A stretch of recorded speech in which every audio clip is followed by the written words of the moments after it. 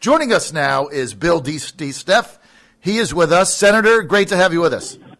Great to be here, John. How are you doing this wonderful morning? I'm really fired up, Bill. I saw the attack ad against you. You know, there's one thing if you want to do an attack ad, okay? Politics is fair.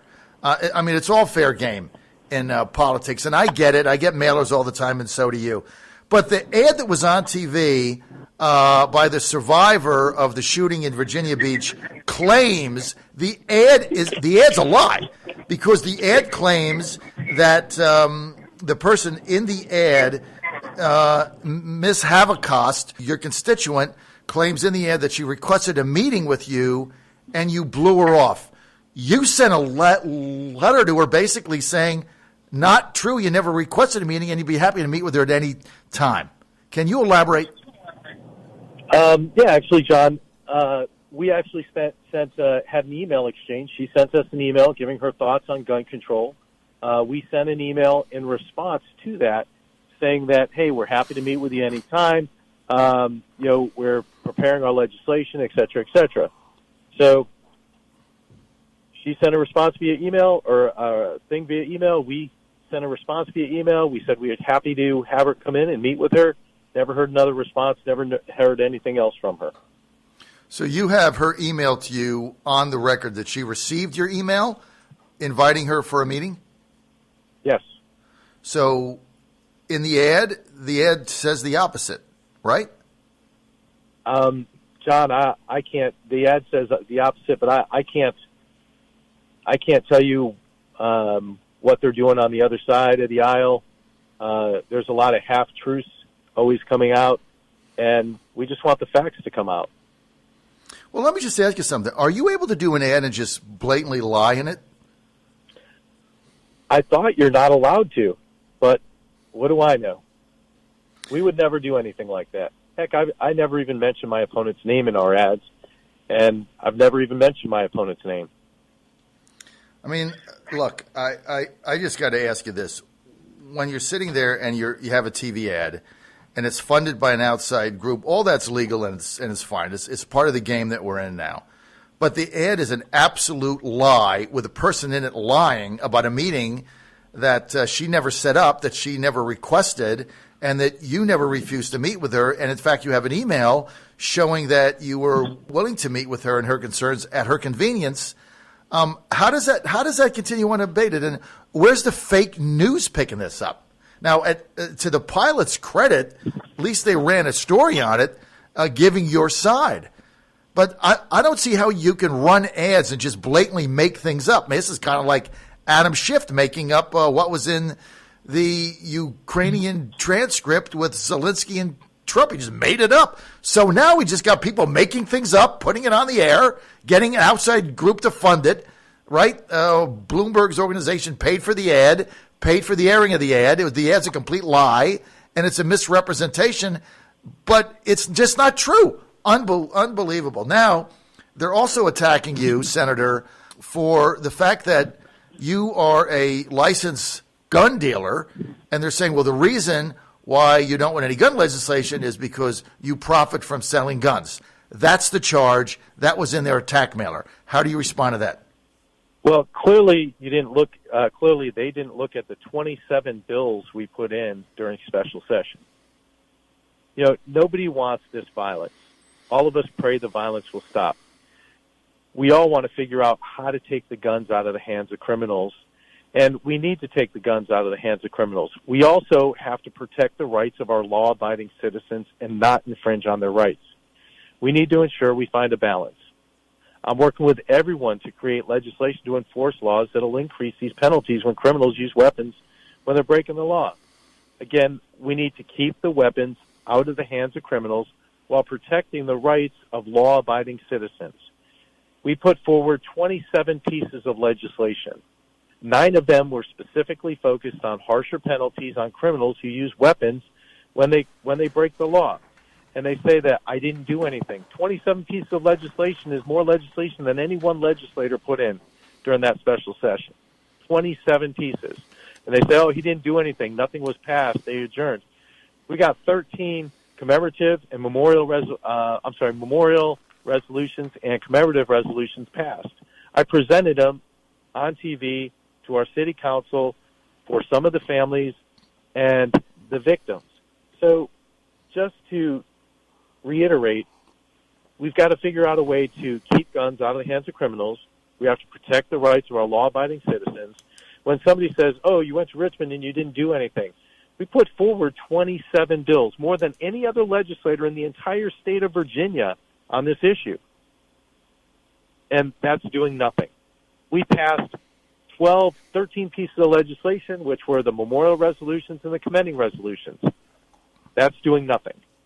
So if that's doing nothing, if they consider that doing nothing, I don't understand where they're coming from. Now, I do know that what they were pushing was we need to ban bump stocks. Guess what? Bump stocks are already illegal.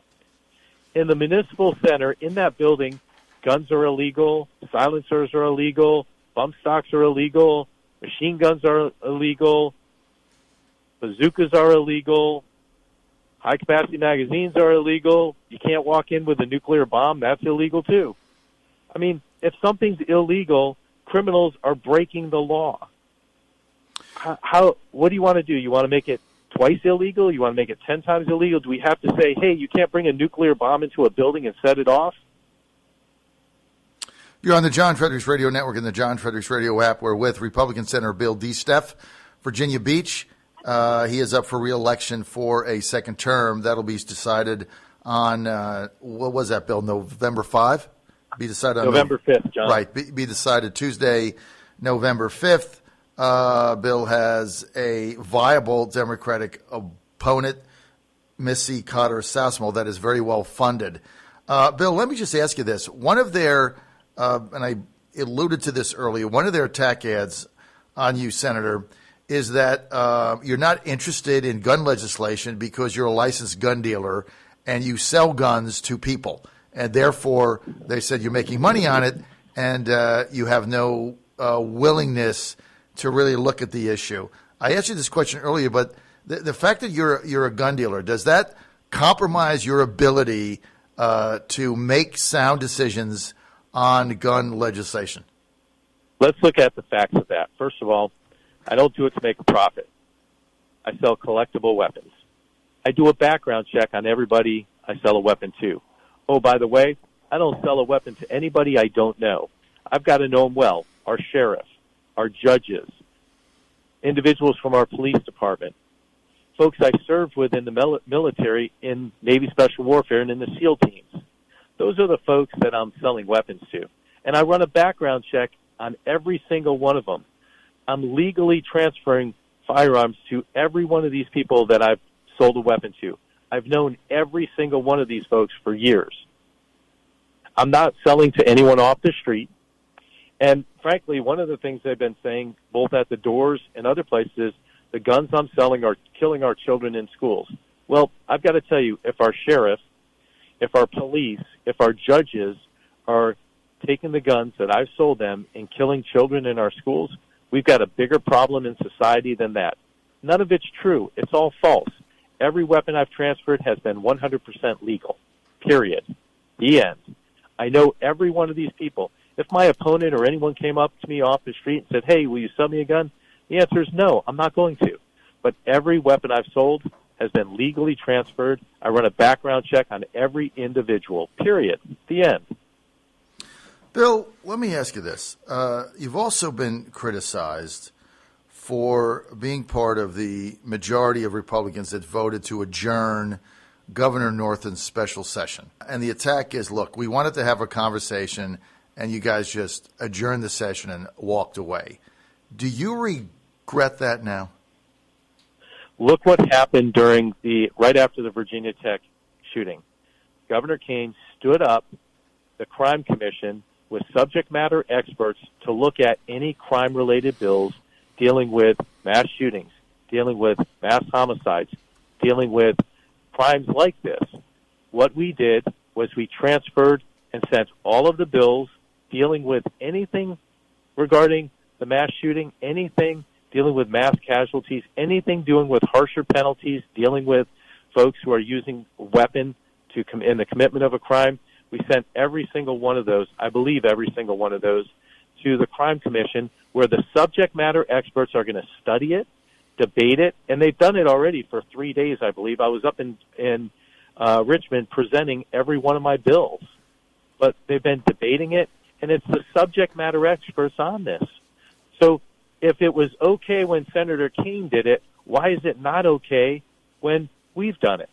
This is when Senator Kaine was governor. Oh, because we're a Republican majority. That's why it's not okay. When you get back in session, if and I'm predicting you're going to get reelected, so I believe you'll be back. There is going to be a study, and there's going to be a follow-up session sometime in November. Are you open to looking at any gun legislation in Virginia at that time? John, I'm happy to look at every piece of gun legislation anyone wants to provide. Any of them. They've brought up things from red flag laws to bump stocks, banning bump stocks. I've read every piece of legislation that anyone has brought to me with any recommendation. Right now, a majority of it is in front of the Crime Commission. And they're studying this with the subject matter experts, not just legislators, subject matter experts on this. So taking it out of the hands of politicians for political purposes and putting it into the hands of law enforcement, as you call them, subject matter experts. You're on the John Fredericks Show. We're with Senator Bill DeSteph, Republican, Virginia Beach, running for re-election November 5th, 2019. And Senator... Hey, John. Yes. John, let me correct you on one thing. The Crime Commission isn't just made up of law enforcement individuals. It's made up of subject matter experts from across the board that have anything to deal with individuals who are creating crimes or committing crimes like this. So you've got folks who are mental health experts.